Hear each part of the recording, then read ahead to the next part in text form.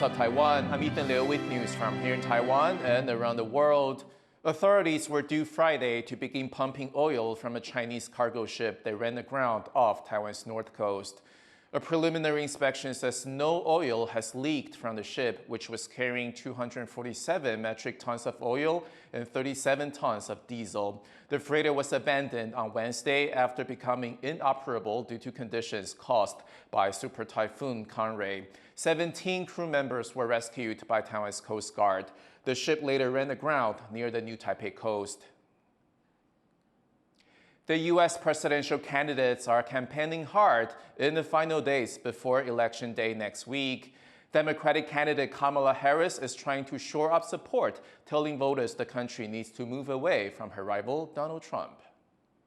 And we know we have an opportunity in this election to turn the page on a decade of Donald Trump trying to keep us divided and afraid of each other. We're done with that. We're exhausted by it. We're done with that. Harris made a comment at a rally in Reno, Nevada. She had 3 campaign stops in Nevada and Arizona Thursday. Republican candidate Donald Trump was also in Nevada, stoking fears about migration to court voters. The United States is now an occupied country. Can you believe I have to say that? We're an occupied country. They're coming in, and they're by the thousands, and they have equipment that's military-grade equipment. How do they get that? They have military-grade equipment.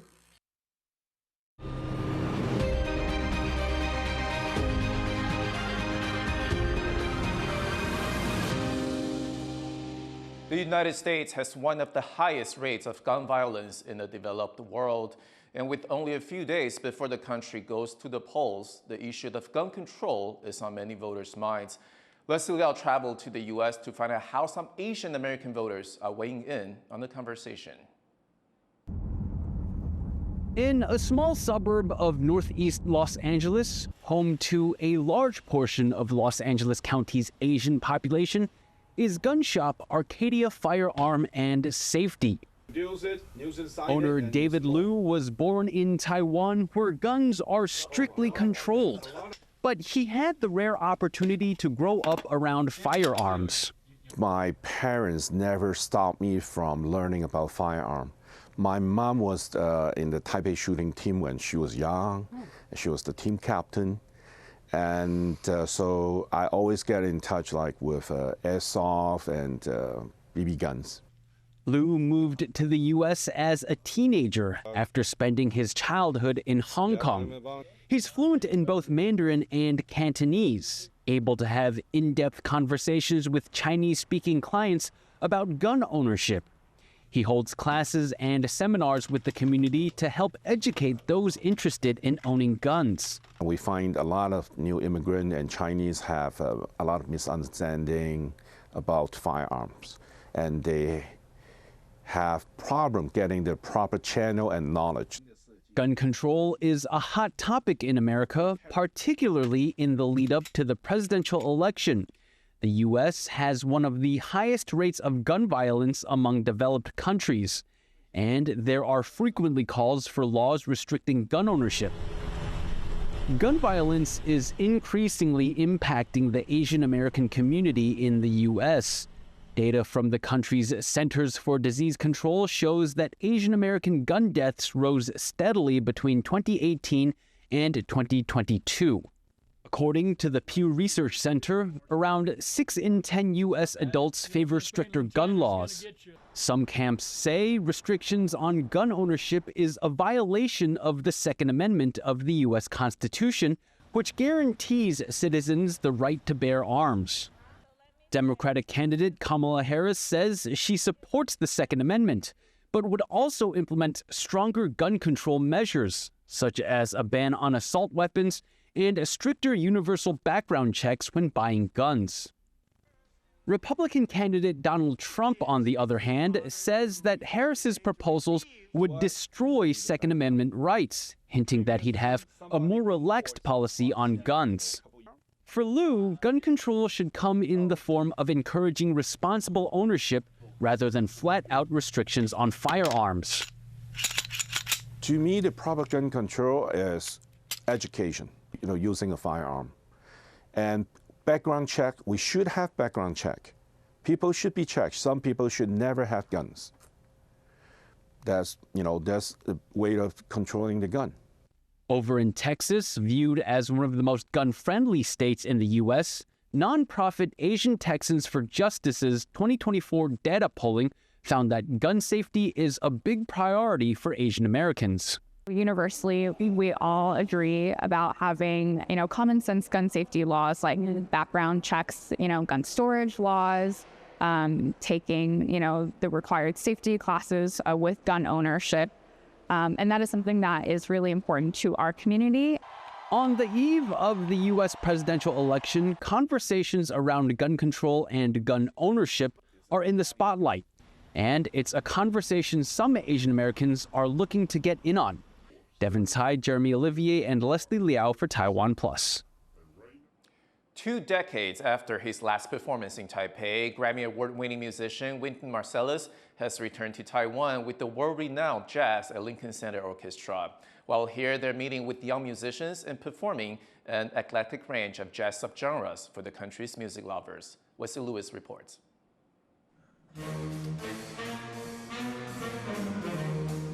Performing Dixieland, Duke Ellington, bebop, and everything in between, the world-class Jazz at Lincoln Center Orchestra is in Taiwan. On their week-long visit, the New York City-based band is scheduled to swing by Taipei and Taichung.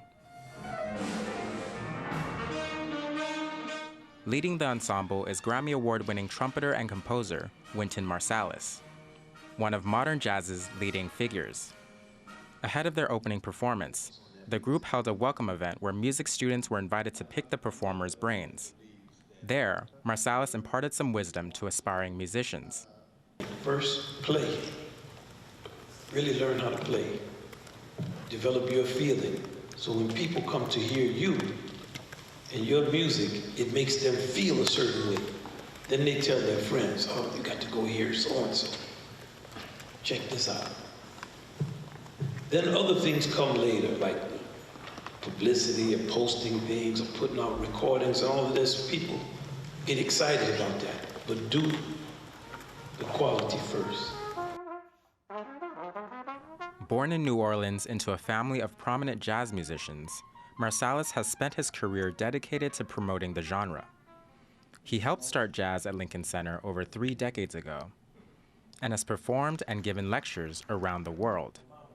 The last time the orchestra came to Taiwan was in 2002, where they gave one performance at the National Music Hall in Taipei. I was fortunate to be here 22 years ago also. When we came, that was my 2nd year in the orchestra, 22 years ago, and had such fond memories of Taiwan and being here. And so it's an absolute pleasure for us to be here. And we just remember how warmly we were received back then, and it's the same thing that's happening right now. Now back at the same venue over 2 decades later, Marsalis and the Jazz at Lincoln Center Orchestra are once more inviting audiences in Taiwan to fall in love with the electrifying rhythms in their arrangements, continuing their mission to spread jazz to a global audience.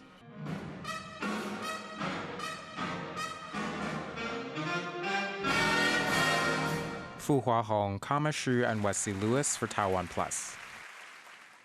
Thank you for watching What's Up Taiwan. You can visit the TaiwanPlus website and follow our social media for more stories from Taiwan and around the world. Finally, we take you to Nepal, where Day of the Dog celebrations have wrapped up. That's a Hindu festival in appreciation of dogs' loyalty to humans. I'm Ethan Liu. Take care, and I'll see you next time.